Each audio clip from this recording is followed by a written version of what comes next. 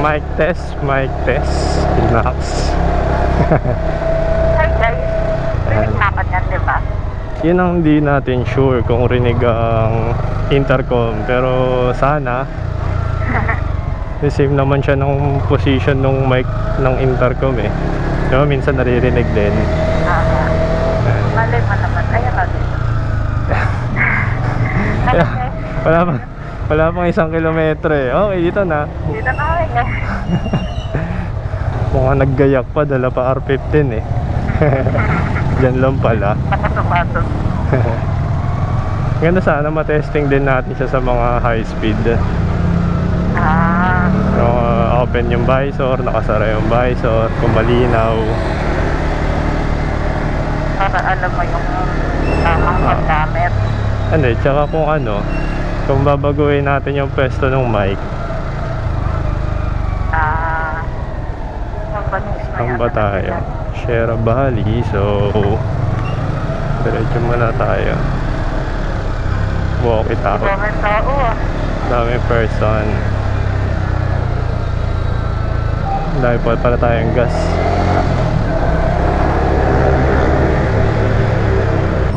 Ang dami pa rin nagkakape. Ang galing no? Bakit sobrang daming kape dito sa Taytay? Lahat may tao. Siyempre, pag puno dun sa isa, Kaso agay, hindi yung ayun, daming tao doon tayo sa kabila. bagay, tabi-tabi lang din naman nakakano. Lakad na, off trip na lang magpapro. Uy, in demand ang hypermarket. Saturday. Grabe oh, parang eh.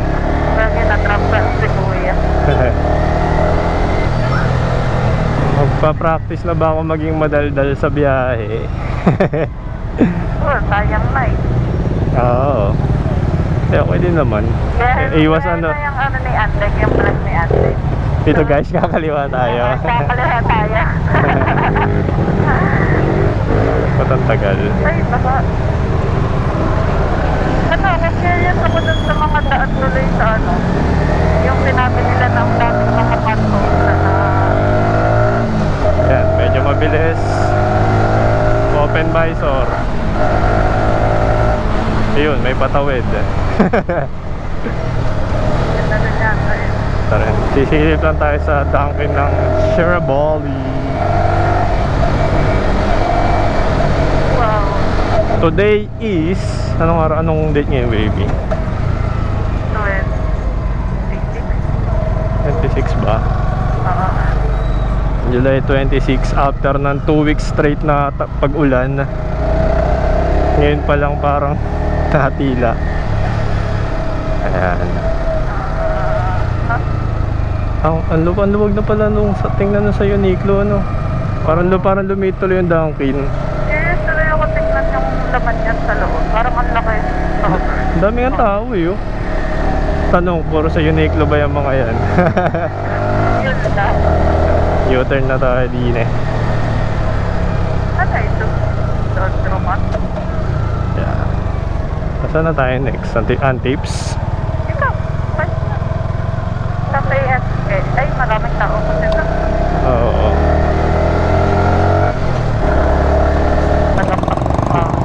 Maganda pala dito sa bagong case. Parang kita ko kung talagang bumukas siya. Diba, minsan di naririnig yung yung audio cue. Ayun, nakita ko ngayon. Anong kita? Sa baba lang ng ng point of view. Kita ko yung ilaw niya. So ayun, traffic pala packet ng tips. Good thing kung rinig yung intercom, narinig niya siyang nagsabi ng ambantot. Ambantot naman talaga. So explanation bakit nag-upgrade ng mic. Bakit ngayon lang sa dami ko na nung na-video at na-ride. Well, kami rin kasi pinapanood namin yung sarili namin video. Nahirapan intindihin yung pinagsasabi. Nahihirapan na rin kami intindihin yung pinagsasabi. Cut yun.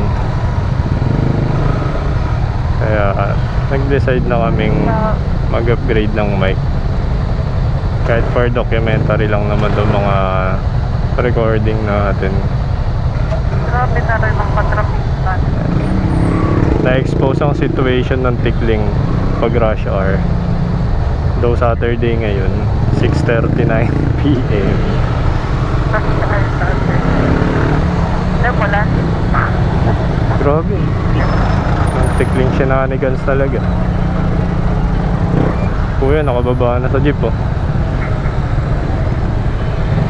Tuloy ba natin yung Antipolo? Ikaw, part-time lang ako.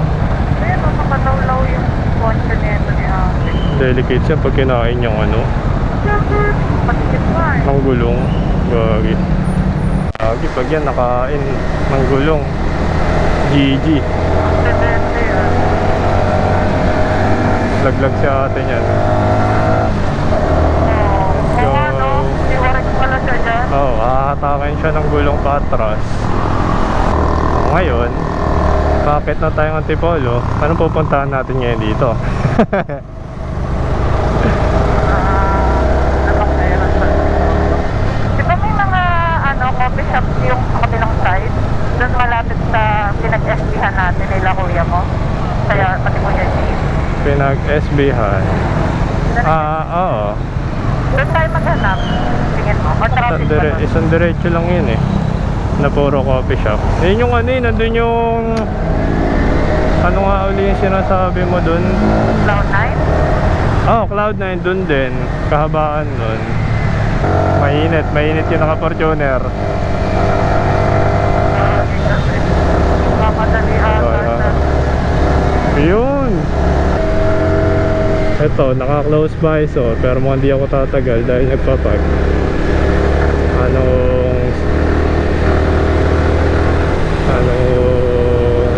Gaano kaganda yung audio. Lamaita.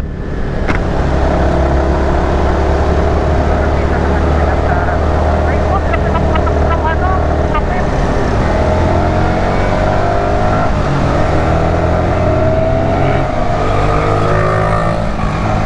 Eh, nararamdaman ko na yung ampon.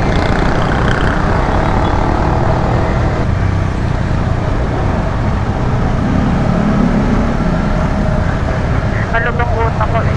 Pagpapapapapapap. Dahil lang pang pagising. Nakakatakot ng mga tuk-tuk ah. Tama eh. Dulas pa man din ang daan. Sensya na guys, sinabot tayo ng gabi. Oh, kinakausap na yung camera, nagko-mic lang.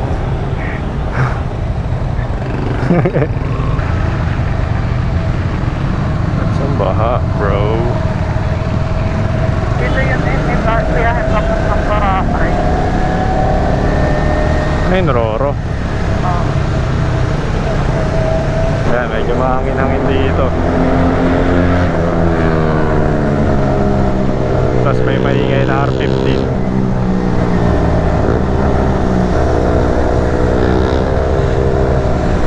Kaya itawal naman sila. Ayan, dito na yung ano, yung kahabaan ng mga cafe. Ay, may ano kami. May nabay mo na ako. Wala, sarado na. Yun nga sana yung papatry ko sa iyo eh. Ayun. Oo. Nagparado na. Oo. Baka lumipat. Ah! Ewan ko dun. Ah! Oo, wala na siya dun sa pwesto. Yun yung ano eh, yung pumunta tayo dito tapos yung parang una natin tinigilan dati. Wala na. Ito yun eh, parang pinakauna dito. Dito banda yun eh. Kaya maalala ko, umihi ako dito noon. Sa second floor siya dito. Ayan, Hindi yan, hindi yan. Uy, nakahatak. Ito oh, tranquil. Ay, hindi yan pala, bukas pa. Yan pa rin. Baka nag-renovate lang pala, pero ang daming tao. Ayun. Pati paano ko magpapay? Ayun, sa loob. Kaya, pili-pili ka na. Ayan, ano yung kaulayo? Sabi rin nga na sa ako. Ayan, yan yung parang sikat dyan, Kaulayaw. Pwede kong sikat man. Maraming tao. Ayan o. Nasisikat mo ba? Saan ba siya? Hindi ko alam. Doon o, yun sa papasakit lang. Ano bang ito? Ayan. Parang ano yan eh, open area. Trip mo ba yan? Ate kung maraming tao. May ahon pala dyan. Ayun na lang. Ano yan? Dyan mismo? Saan? Ahon? Ayun, ahon. Ayan. Gagi, yun yung pintuan, no? Ano yung parking? Wala? Ayun, ayun, no? Nakita ko yung nakapalik. Pumasok doon. Paahon sila. Nakita ko siya doon, no? Gumanon. Ano?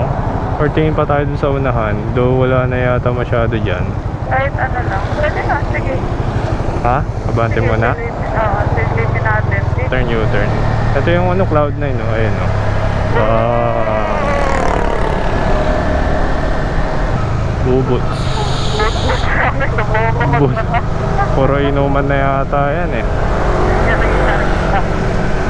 Yan na ito. Kano. Ang iniisip ko kasi dyan sa mga magkakatabi dyan, baka sa sobrang daming tao, yung tipong wala kang mauupuan, para kang tangang pagka-order mo, nakatayo ka na lang kung saan. Curious pa naman ako dun sa Kaulayaw. Kaulayaw. Pwede naman, try na lang natin yung Kaulayaw. Dito na lang tayo mag-U-turn. Hindi na tayo madaan dito, no? Ah, Dapat na hindi talaga sa familiar sa akin. wala naman kasi tayong pinupuntahan dito eh. Bakit naman ganyan ka pa rin kung maakyat? Kid ng pasokan ng ahon coffee eh. Kaulayaw. Yun. Ang dami rin. We're here. Ayan ang tinatawag ka natin kuya. Bawal ka naman sa Manila. Apa. Huwag nyo na relax na. Hindi ko pa ilalak. Okay po, salamat. Kaya salamat po. Kulang nagawa, tinawag ng guard. Yung sky pa. Ayan, Kaulayaw tayo guys. Ayan. Malaki naman pala siya. Hello guys, andito kami ngayon sa Kaulayaw. And that is the view. Wala masyadong tao kasi kakaulan lang. Yun. Ay, may upper part pa pala. It is. Bye guys.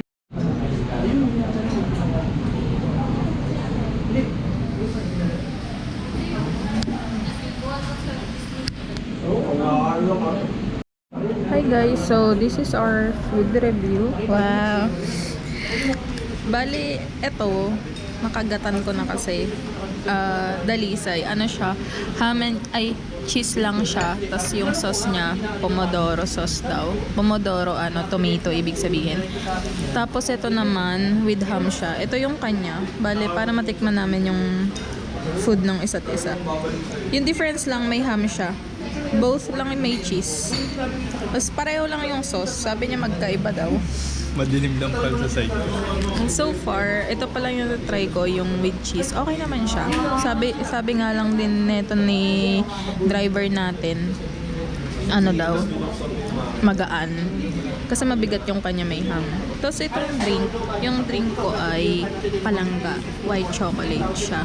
Okay lang. Medyo matabang. Baka kasi dahil hindi ko mahalo ng maayos. Kasi hindi umaabot yung straw niya dito. Or bobo lang akong maghalo. Pero ayun, as you can see, hindi ko siya mahalo. Feeling ko caramel. Mahilig ako sa caramel. Kaso hindi natin makuha guys yung caramel guys. Tapos yung kanya, Americano. Anong fine? Tapos ito, lasang mantika. Yun. Ito. Yung pinaka-chips. Tapos, try ko lang to. Wow! Ha?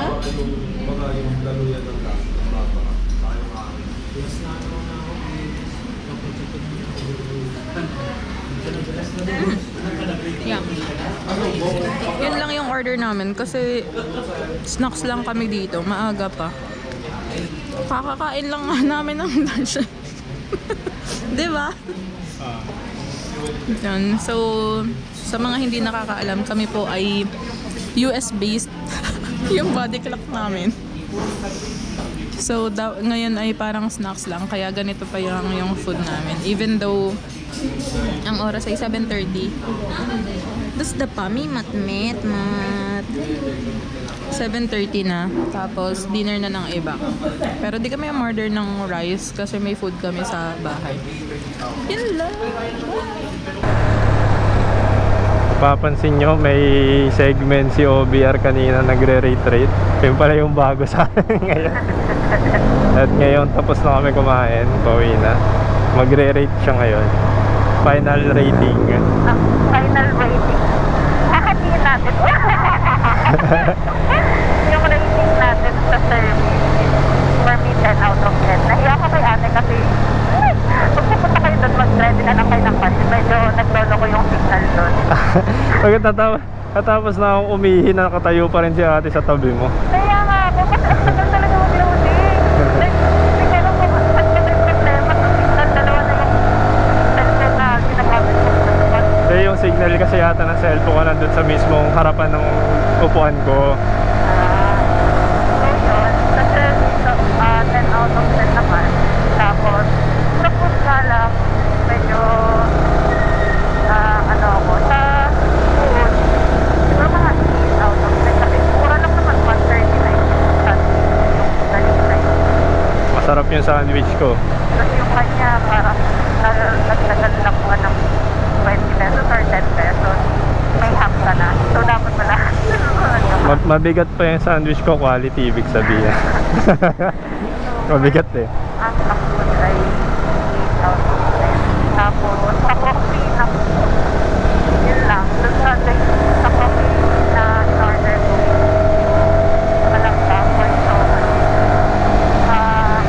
total wala siyang nasa lasa. Sobrang tabaw.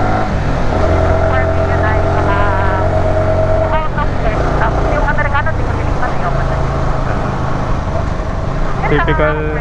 Typical Americano naman. Wala siyang aftertaste. Maganda naman yung place. Maganda yung place. Kasi pagpasok mo talagang mahahalina ka sa ko. Mabango. Kaso yung nila walang lasa. Or baka yung coffee ko lang. Dahil malamig lang siya. Pero ang dami ko nang matry na coffee shop. Parang hindi masyadong even na magkano yung price nun. 100 plus. 159. Almost 200 na rin pala. Ayan, almost 200 na rin. Parang nakapag-cloud na sana ako sa Starbucks. Pero ayun, overall, okay naman yung experience. Hindi na nga lang uulit ako. Or baka sa ibang coffee. Ibang flavor. Ibang flavor naman. Baka ganon. May mga, ang cute na mga names ng nila, mga Sagada. Ganon. Ano ba, Palangga. Palangga. Hindi siya ganon sa budget friend. Even naman, nasa Antipolo siya. Normie naman ng mga price mo. Maganda naman yung place. Di ka naman bibiguin sa price. First time ko mag-iwan ng di nakalaka sa parking. Pero kami po ay mag-coffee. Pag nag-coffee run po kami ay literal na coffee run lang. Punta sa isang kape, kain, sabay alis. Hindi po kami mahilig magtatambay ng sobrang tagal. Unless may mga kasama kami mga tropa. Oo. Tsaka ako kasi di naman ako nagpa-park na yung harangan ko yung nasa unahan. Hindi naman ako nagpa-park ng ganun. Eh talagang masikip lang yung parking doon. Yan lang. Paano yung natin ngayon yan? Outro. Paano yung outro since naririnig na tayo ng mga sambayan ng Philippines? Ikaw. ADOs.